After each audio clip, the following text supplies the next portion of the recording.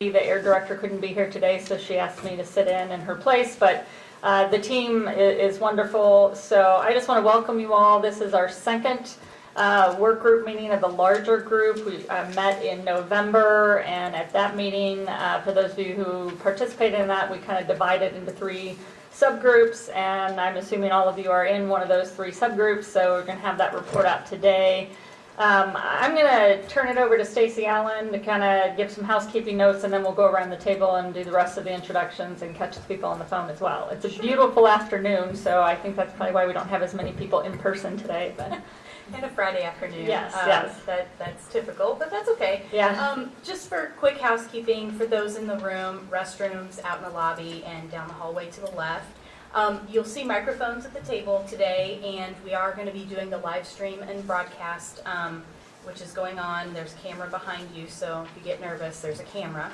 And we will ask that if you are going to speak at the presentation today, go ahead and talk into a microphone, just because that'll help with the web broadcast.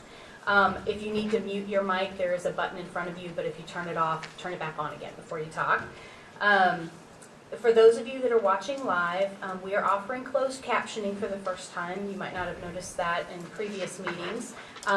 We will not have a chat box for questions if you're viewing online, so we do encourage you to call into the phone number if you want to participate through that way. The phone number, if you don't have it in front of you, is 1-866-288-5731 for those on the video. And feel free to ask questions and make comments. And just at the end of the meeting, we will be putting up notes and a video recording of today's meeting and any of the presentations that are given today as well. So those will be on our EV meeting webpage. So out there publicly, give us a couple days to get that up. And with that, I will kick it off with introductions. I'll start with myself and I'll kick it around this way. Stacy Allen, Missouri DNR Air Program, and working on the EV infrastructure portion of the Volkswagen settlement. Robin McAllister with Liberty Utilities, and I lead the group Goals, Roadmap, and Milestones. Wendy Marie with Kansas City Power and Light. Again, I'm Kira Moore with the Division of Environmental Quality. Emily Wilbur, and I'm with the Air Pollution Control Program. Andy Popp with the Division of Energy. I'm John Eccleston. I have been working with the Division of Energy on energy policy related matters. Lynn Shea, I'm with Associated Electric. Connie Ford, Missouri Public Utility Alliance. I am Tom Ashley with Greenlots. Jack Meisenbach, Citizens Climate Lobby. Pat Justice with Amber, Missouri, and I'm leading the Barriers and Development subgroup. I'm George Lauer with Citizens Climate Lobby. Stan Perkins, State Fleet Manager. And for those of you on the phone, if you'd like to chime in with your name and affiliation. Cedric Roper with ChargePoint. Derek Nelson with Come and Go. I'm XB Hu, Assistant Professor in Missouri University of Science and Technology, Aurora. I'm working on a Department of Energy project with the City of Kansas City.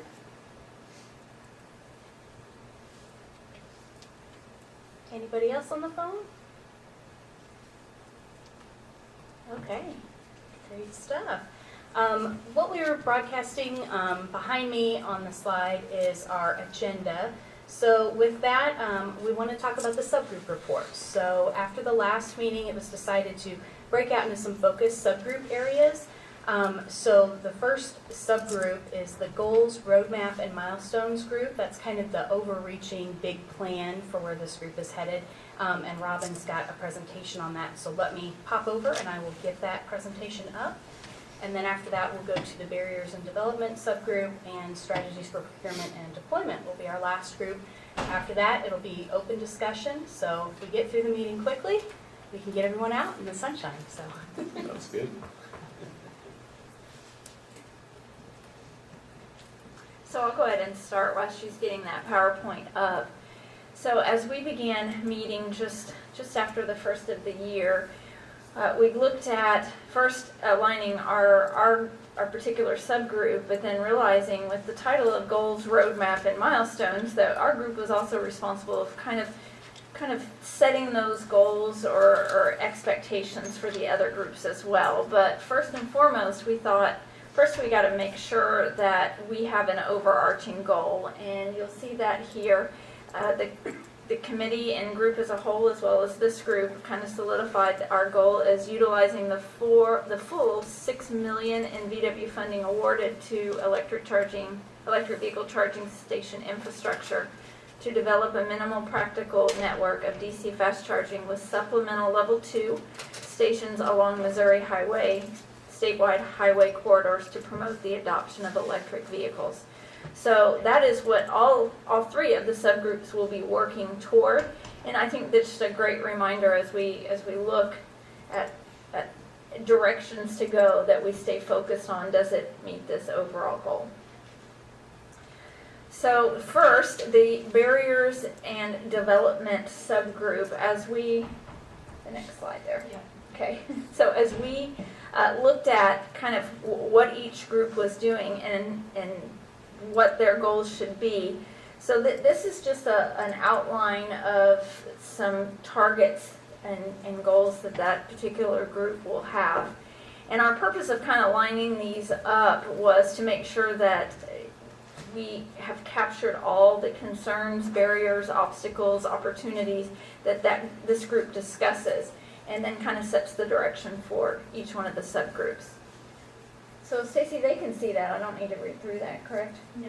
Okay. They can see it, and it will be posted after. Awesome. So the next group is strategies for procurement, and we have 3 main goals for them, and I know that they have been working on developing those out. And then lastly, my particular subgroup, we developed a mission and have kind of set some goals. So you can see the mission here of what our group will work on, and kind of give you an update of where we're all on these. So working with DNR and the other subgroups to develop a timeline of milestones. So it's a bit early for that particular task of our group until May, when we get word as to whether this particular area of the funding is funded through appropriation. So kind of waiting on that to determine then to set that timeline. But please know that that doesn't mean work has not begun already in these different groups. The next goal identifies and prioritizes elements for a greater EV user experience, and an experience that is consistent across the state. So that came up at our last large group meeting in that November timeframe. So that's what we've been doing, is researching what would make it a great user experience. So that at a meeting yesterday, someone mentioned McDonald's. You know exactly what you're going to get, what it's going to taste like, what's expected, pretty darn close to what it's even going to cost you. So what that user experience is for EV drivers across the state, we need that to be consistent. The next goal for our group is a marketing plan. So we kind of brainstormed some potential activities that would include and fall under that marketing plan. We know we need ribbon cuttings. We need this graphic and design to be something recognizable and, again, consistent. Registration of these different stations on various EV maps so they can be located by EV drivers. Research, marketing, and funding opportunities, and maybe even partnerships for a public education campaign, because we're going to have to get that message out and help alleviate concerns for EV adoption to take off. So knowing that funding is going to be difficult for that, working with the other 2 groups who are reaching out to potential sites, that there might be some joint funding or marketing opportunities with them as well. Coordination with those local utilities. So we know that local utilities typically have a marketing budget as a way to work with them directly. And what does that look like? Is that signage, logos, a joint campaign that we could do? coordination, or excuse me, interstate signage. We know that's going to be critical to direct EV drivers and raise awareness. We recognize that a name for this charging network, we keep calling it the minimal practical network, but that's not really a great marketing name. So we're kind of looking out there. I mean, what would be good and catchy? Electrify America is already taken. So what are some ways that we can make this ours and then be catchy and memorable? Engaging communities and stakeholders in which these stations are located, right? Getting them excited about it and on board with the program. And I think that is it for me. So the last slide, if we want to just go on to the last slide. So what's next for us? Our group is, like I said, researching perhaps other funding opportunities and partnerships for a public education campaign and seeing what else is out there. What have other states done who've received VW funding in the way of an education campaign? And we set out that ask of our stakeholders here, like, do you have a graphic designer on staff that you might be willing to work with our group and figuring out a logo and a design and a graphic for these stations? That I would ask that you reach out to a member of our group and we can start working on that. Okay, that's all I have. Could I interject something? Sure. This is Jack Meisenbach from the Citizens Climate Lobby. One thing, while you were talking, I was thinking to myself what I use right now with Tesla. There's no signage, basically, for Tesla superchargers, but the cars know where they are. And you have an app on your phone that tells you where they are. So rather than, if you think about it, every single electric vehicle is going to have a GPS system in it, okay? So if you were to put out the Missouri Fast Charging Network app out there, people would have it on their phone, they could put it in their GPS. You wouldn't have to put signs up all over the place, because as long as the car knows where the charger is, the person really doesn't even have to know where it is. The car's going to take them there. That's essentially what I have. So you might want to think about that, because that would make it a lot less expensive than putting up a bunch of signs all over the place and getting permission to do that. Sure, and that's a great idea for an app. Great idea. I do still like the signage for a couple of reasons, and we were just visiting before the meeting started about this, is it creates that awareness. So if you're not an EV driver, but perhaps thinking about it, the recognition of signage that, hey, there are chargers around, being that we're in such an early adoption phase, but certainly funding matters. Certainly. Thank you for that. And just so everyone's aware, I did reach out to MoDOT about interstate signage, so I talked to Tom Honich and got some of the specifications of what's going to be allowed. And so electric vehicle infrastructure signage in Missouri is going to fall under their gas, food, and lodging signage. So it would be like those blue signs where it'll have multiple locations. So if you have an existing gas station and they end up adding a charger to their station, they can edit their particular sign and they can add just an EV logo. So there's a standard EV logo design as well that the FHWA approved. So we could use that. It's not necessarily a specific brand for the work we're doing here, but it is a more universal logo that can be added. Yeah. Stacy, I'm sorry. Did he happen to mention, did Tom Honich happen to mention about that EV universal placard, or at least in the U.S., going on the leg of a sign? Because this is probably going back a year and a half or two. He mentioned that there were some changes. Okay, so they hadn't really established how to do it yet. Yeah, he mentioned that there had been some changes, and so kind of like from here forward, he made it sound like that's the way it would work. But we can definitely touch base and get some more specifics, especially as we get a little bit closer to designing what a final design might look like. I would agree with Jack about the app. I don't think we need to develop a new one. I think we need to let the market work its thing. There's great apps out there already between the various charging station vendors as well as PlugShare that are strong, and we probably don't need to compete. I think there's going to be enough with what we're talking about on marketing, where I can see that it is appealing to think about this branded network, yet if we're pushing sustainability of a business, economic sustainability, it may be important for those businesses, or if it's a utility or community, that it may be difficult for them to buy into a branded effort that isn't their own, or let's say a fueling station that wants to see it branded. So maybe there's some way to hybridize that, where there's an ability to do it. But I just want to raise that as a little bit of a flag when we talk about barriers and development and trying to leverage the private sector to make this a go. That's great. Any other questions, comments about the first subgroup report out? Maybe one more. I know one of the challenges we have is timeline, because there's so much to be developed and figured out before then. And one of them is budget with VW Trust as well.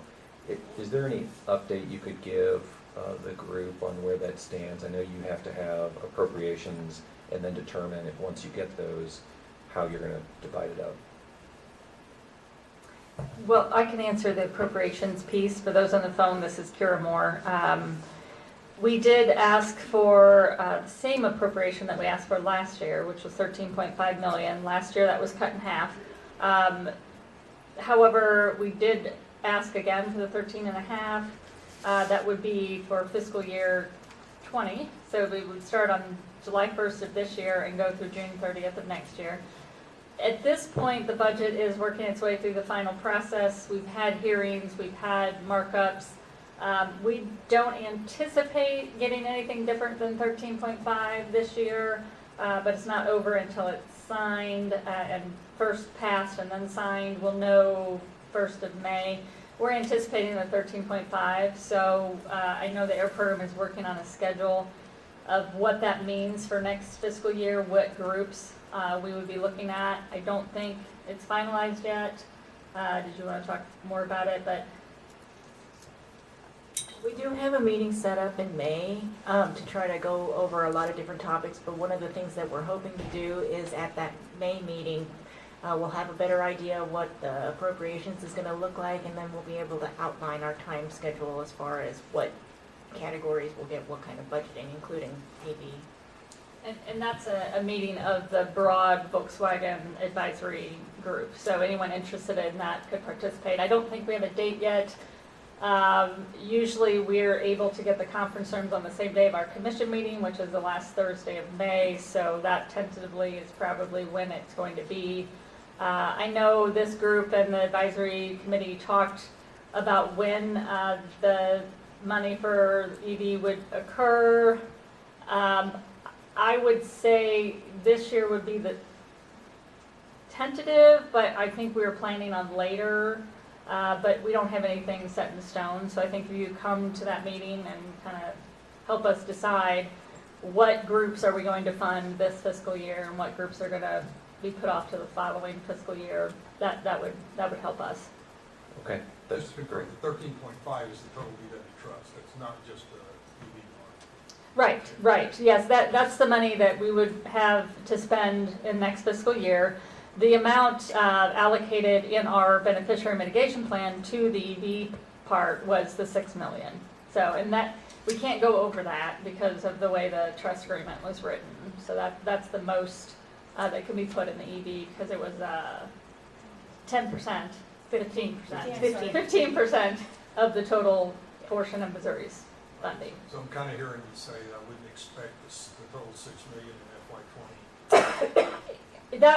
That would, I mean, in our minds initially, that would take half of our spending next fiscal year, so. A little less than half, actually. A little less than half.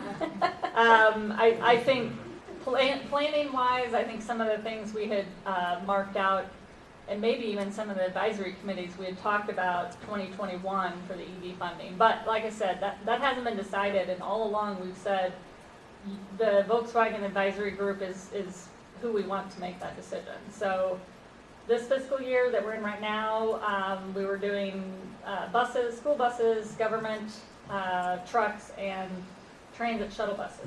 So that's what we're working on right now. Some of that will spill over into next fiscal year as well, because we had kind of committed to some of that.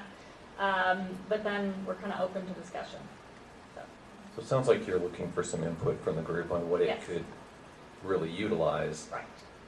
And Right. my guess at this point is that we couldn't utilize the full 6 million in fiscal '20. Right.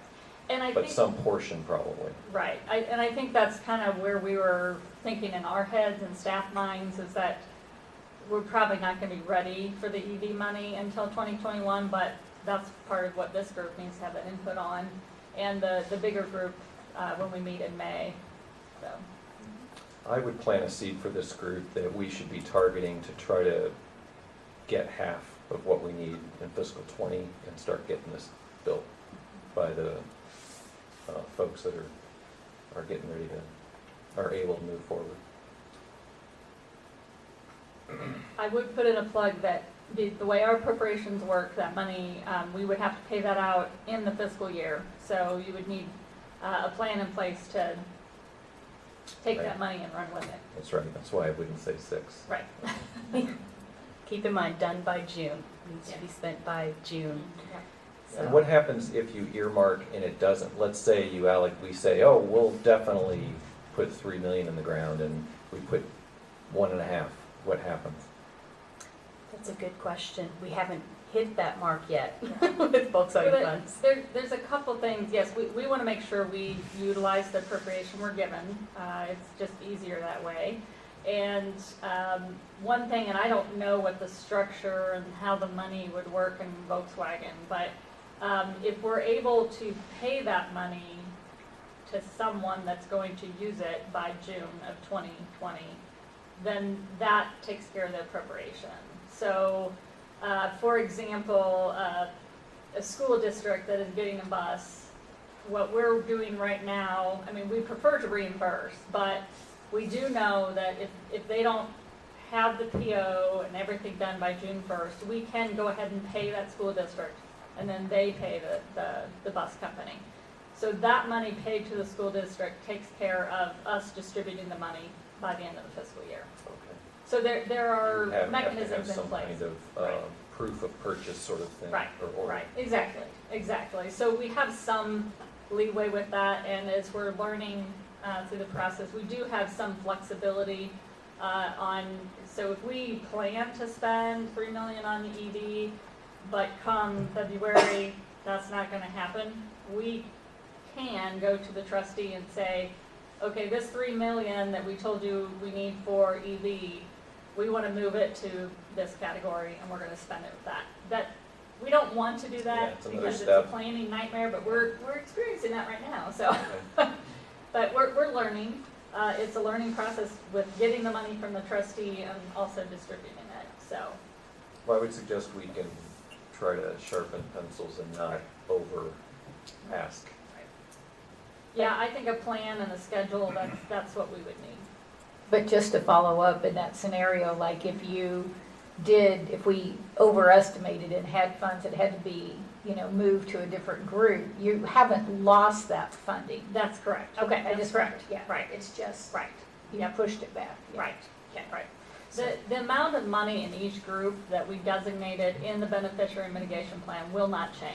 So 6 million for EV, if it changed, it would be through this process. Your group would say, hey, we need to give only 3 million total to EV. I'm not saying that, I'm just using this example. And the rest to school buses. We would have to public notice that and submit it to the trustee as a revision. So that's not, so our plan is to stick with the pots that were identified in the beneficiary mitigation plan. So 6 million for EV, 12 million for school buses, and I'm gonna stop there because I don't remember all the different categories. But One more quick question. I know this is getting into the weeds more with the purchasing process, but for instance, local governments can't necessarily send out an RFP until they have that money there. Right, so if we only had 3 million, could you actually even send out an RFP, or do you have to wait until you have that $6 million in the budget to even send out an RFP? Just something to check on. Like I said, I don't know Well- how much different it is with state government versus local governments, but in local governments, Well- you have to have the money earmarked and in the budget before you can send out an RFP. Well, this is slightly different since the money itself is not going to come to the Okay. state. Okay. So we are the pass-through entity, and that's why we did the appropriations, just to be clear and upfront. Through the trust, we could have done it without going through the appropriations process. It's just cleaner this way, it's more transparent. We are just the pass-through, so that money doesn't come into our budget and then, so I don't think that would be an issue, but that's something we will pay attention to. And Okay, thank you. Any questions on the phone? Give a shot for anyone to jump in. If not, go ahead, Jack. I want to go back to the charging station locations. I just remembered in my Tesla, if I'm out in the hinterlands and I'm running on a charge, I can actually find every single charging station in the area, all of them that aren't even Tesla. So their system has a way to know where all of that is. So I would make a phone call and talk to somebody about this. You may be able to just pay them a monthly fee and add yours to the list. You know, it may be that simple, rather than create something. Certainly. I'll just say from experience of reading a couple different states' electric vehicle infrastructure plans, quite a few states are requiring that if you're installing a DC fast charge for highways, that you do have to go through the step of registering that location with the Alternative Fuels Data Center, which is an online mapping tool, and a lot of the private networks use that as kind of the baseline of here's where all the stations are, here's what their capabilities are, so that you know in advance, and they are requiring that network capability so that before you even get to the station, you'll know that that station, you know, one charger's already in use, this charge is not available right now. So we can consider including something like that, a requirement like that in whatever charge stations we decide to fund. So, yeah. And I just wanted to clear up one thing. Our group did not say to create an app. What it said was registration of the stations on various apps. Yeah. So, yeah. Hello, can you hear me? Yeah. Hi, this is Dedrick with ChargePoint. Just wanted to comment on the Alternative Fuels Data Center. We actually upload via API anytime a station is activated. Within 24 hours, that station is populated in the Alternative Fuel Data Center. So there's nothing for the owner of the charger to do. That's just something that happens in the back end. And I would imagine a lot of the other charging network providers have a similar process. Okay, that's great to know. Thanks for sharing.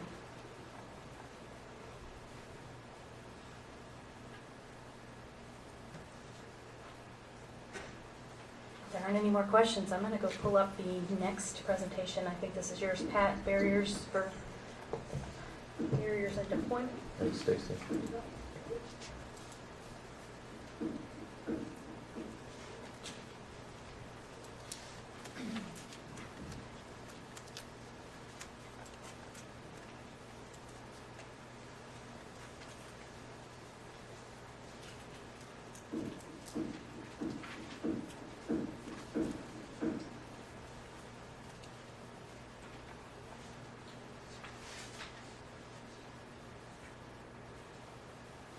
Takes a second to switch between.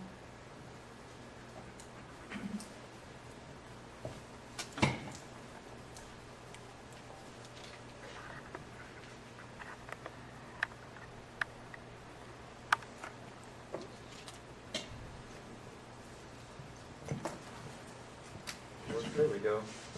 Okay, I put a basic agenda together and just had a few points I wanted to go over. We'll just remind ourselves what the vision that we've got is. I think Robin talked some about what we're trying to get accomplished, but Want to put that back up. A review of the key barriers, and right now it boils down to really a key barrier, I think. I want to give an update of where Ameren, Missouri is. As a reminder, we had a case in front of the commission that was recently ruled on, and I want to give an update on that order.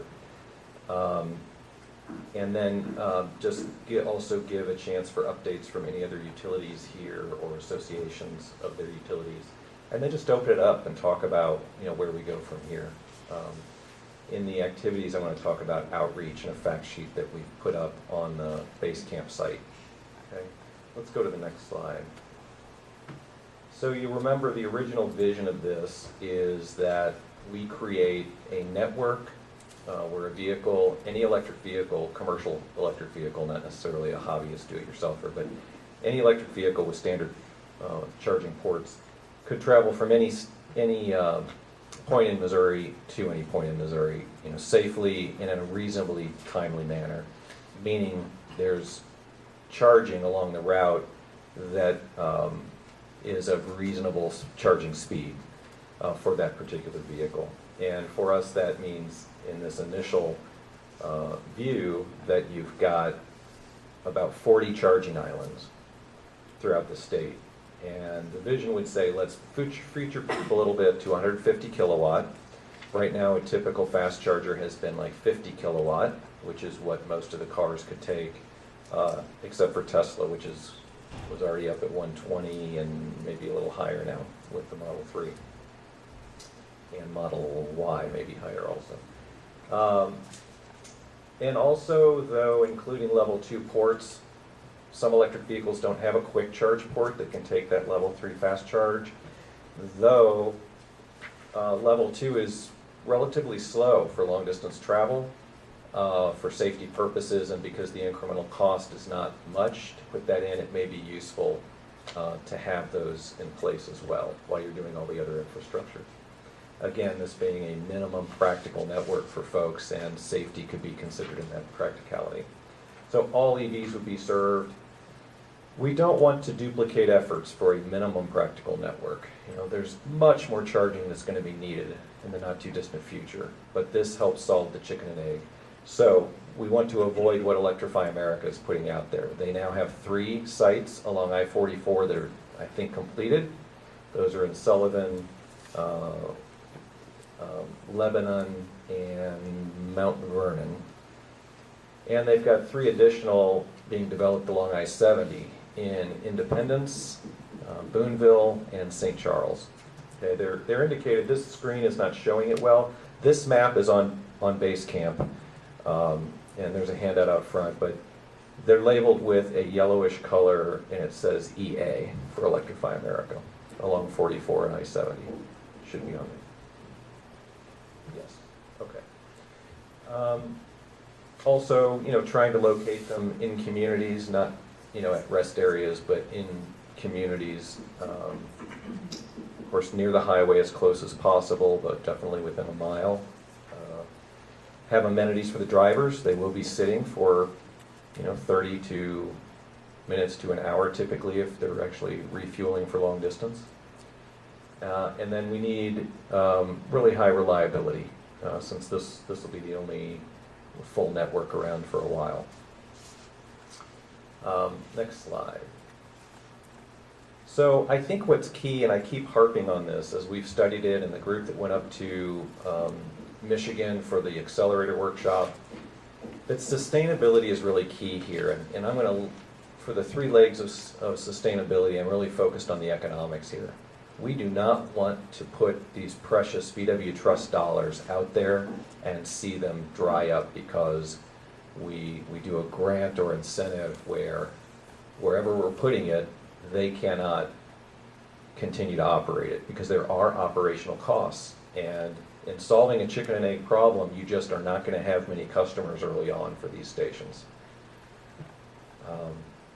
So I think what I'm really trying to drive us to focus on is where do we have entities that are really interested in making sure this goes.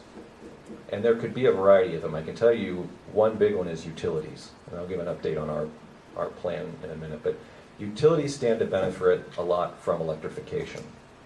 Because while this will help enable long-distance travel, the majority of drivers along these routes are going to be charging at home whenever they can, where that's the cheapest way to charge and most convenient. But when I make a trip, I'm probably willing to pay some premium to charge up along that route because I'm saving half at least by charging at home compared to gasoline. And you have the convenience factor. So I just want to stress that this is a really big deal, that we are mindful that part of whatever scoring or however we determine where these sites go, that there is a good plan in place by that business owner or utility or community, whoever's going to own and operate it. Any questions about that, or does that generate any discussion for you guys? I have a question, and that's something that maybe we haven't talked about as much, but is there a projected cost, or if there isn't a projected cost yet, what could we arrive at a projected cost for the owner-operator of the charging station? Whether it be annually or, above and beyond the initial installation? I think that's a great question. I have not done good research on it. I mean, I know there are O&M packages for monthly fees out there. I wouldn't want to speak based on memory of the cost of those, but I think it's a research point we need to get into and think about, so that as we'll talk about in a minute, doing some outreach, we can start answering that question. Anybody here on the phone want to speak to what kind of O&M costs there are?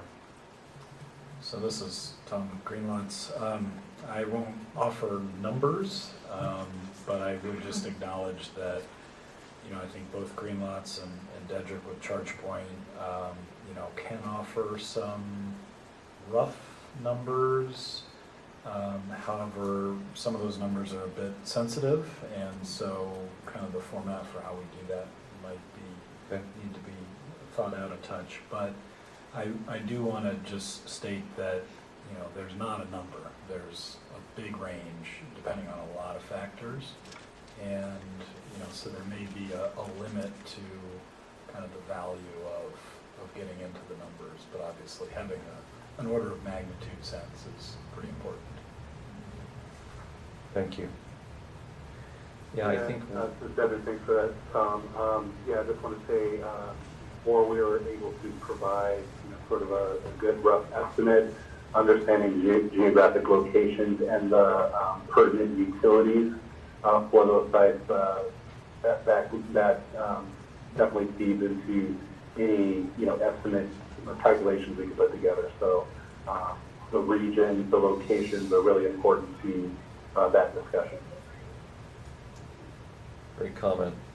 Yeah, you can imagine deploying a technician from St. Louis or Kansas City or even Jefferson City to the lake or to a remote location has travel time involved. That can make a difference depending.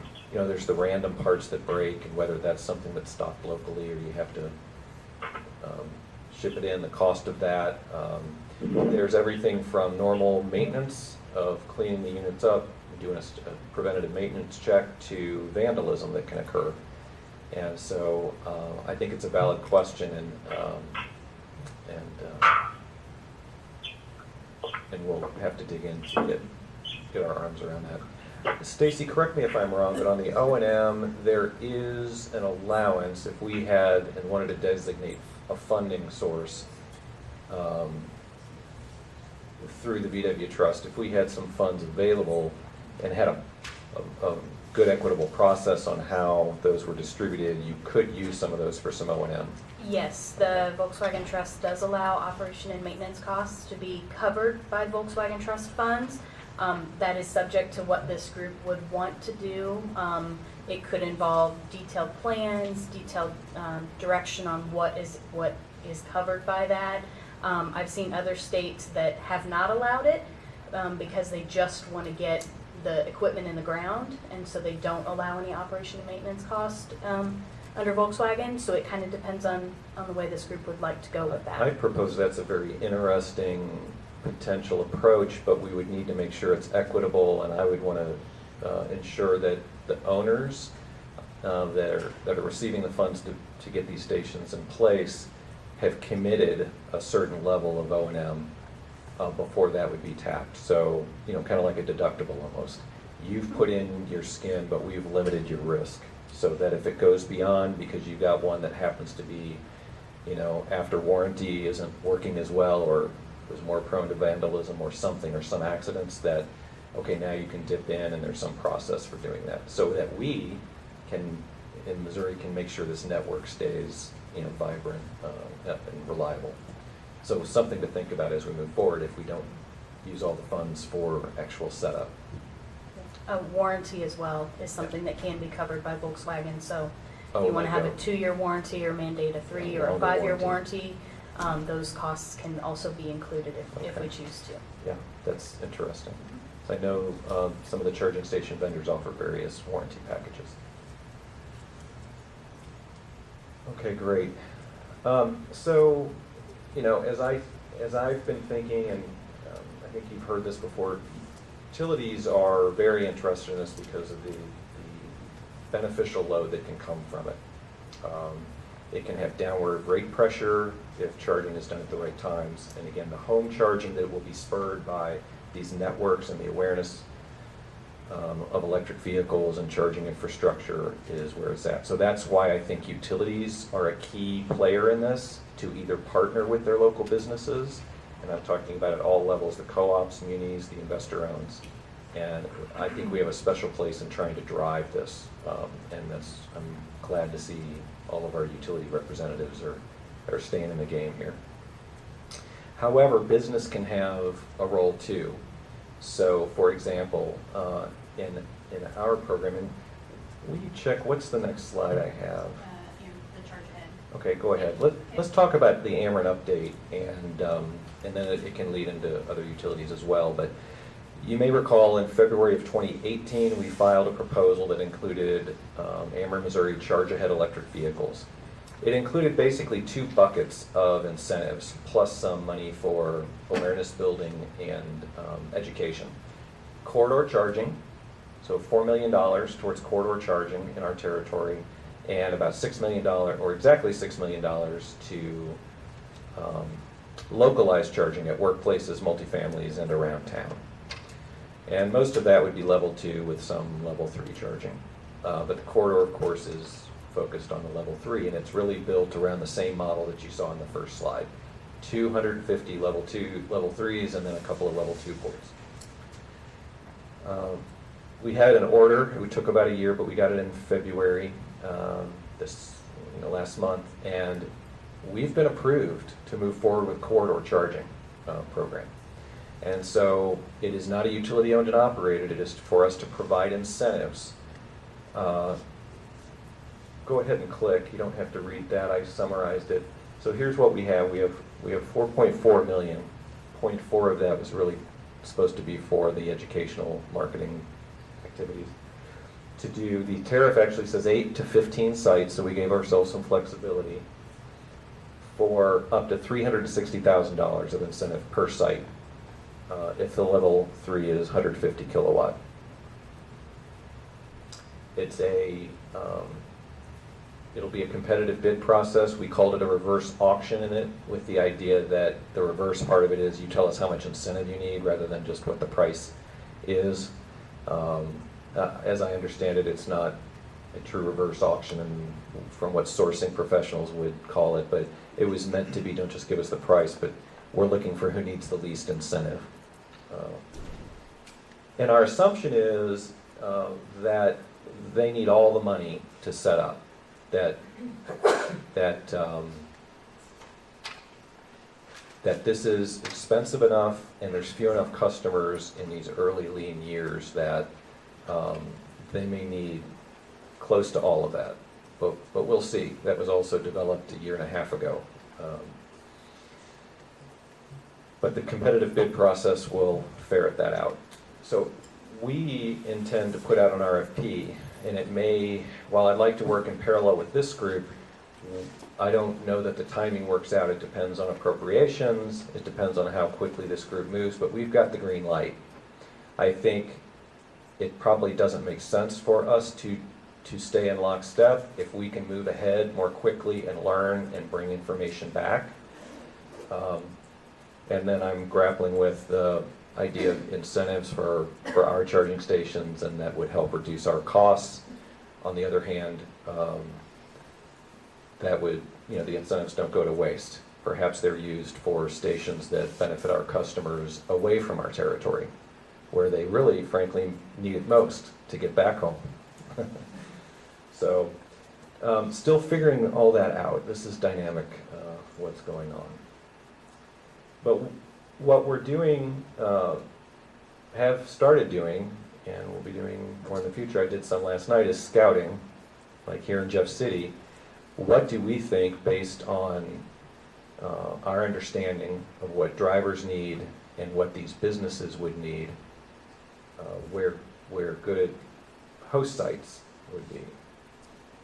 What do they need? And trying to identify some locations. So I think this scouting is important. Our intention is to go out and try to find some locations that seem ideal. For example, here in Jefferson City, you have two significant highways that are crossing, 54 and 50, right? I'm getting those right, all right? Okay. And 63.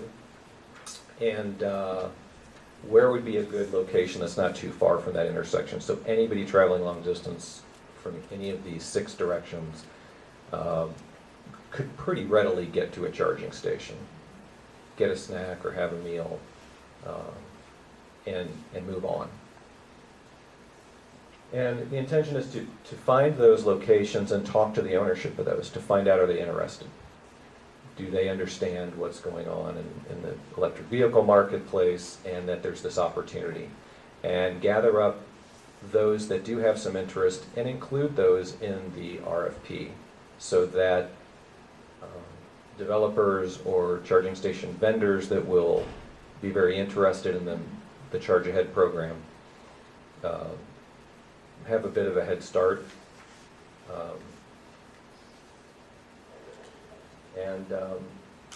That's what we're thinking about now for scouting. Now this is how important I think this sustainability is, and we don't just put it out there and say, okay, have at it, but we're engaged in some details of it. I expect that for us in this RFP, as I'm imagining it, part of the scoring will of course be minimizing the incentive we have to put out, so we can maximize where we put, in the number of locations we can put those dollars.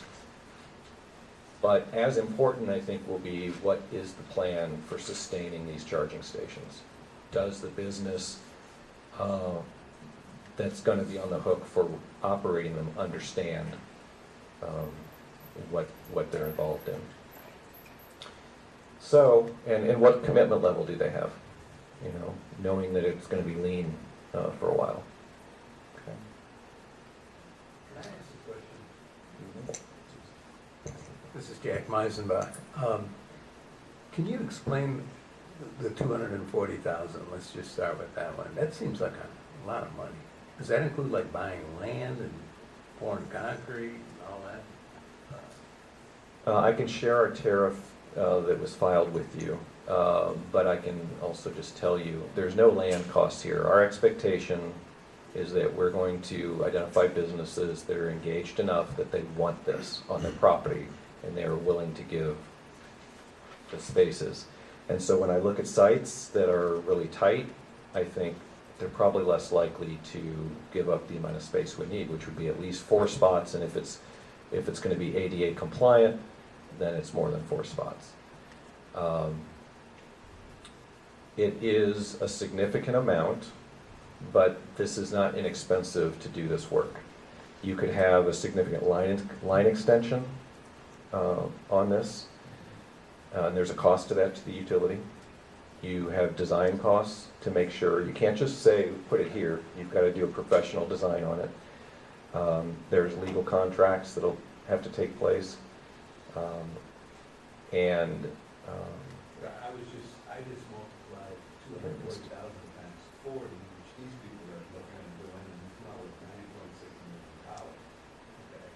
Right, right. So that's what I'm asking. Yeah, we estimated that the development of this network is around, originally for 40 sites would be around 14 point something million dollars. Electrify sites subtract 6 out of there. Now you need about 33, 34 sites. You know, if utilities or their partners come up with half, and VW roughly has the other half, rough cut, and then you've got it built. Now, hopefully the cost can come in a little less, and then we've got a little O&M fund for a rainy day, but that's approximately what it is. And the sites are going to be different on, you know, what the cost is to develop that site. How much space do you have to work around? And, you know, even the location.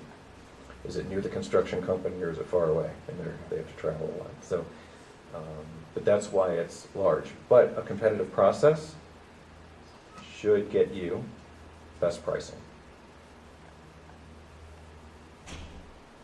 I would have thought that the average gas station or your big gas station would have 220 power hours on the side of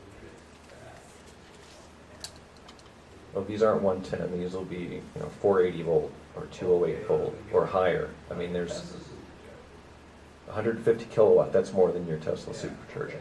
Yeah.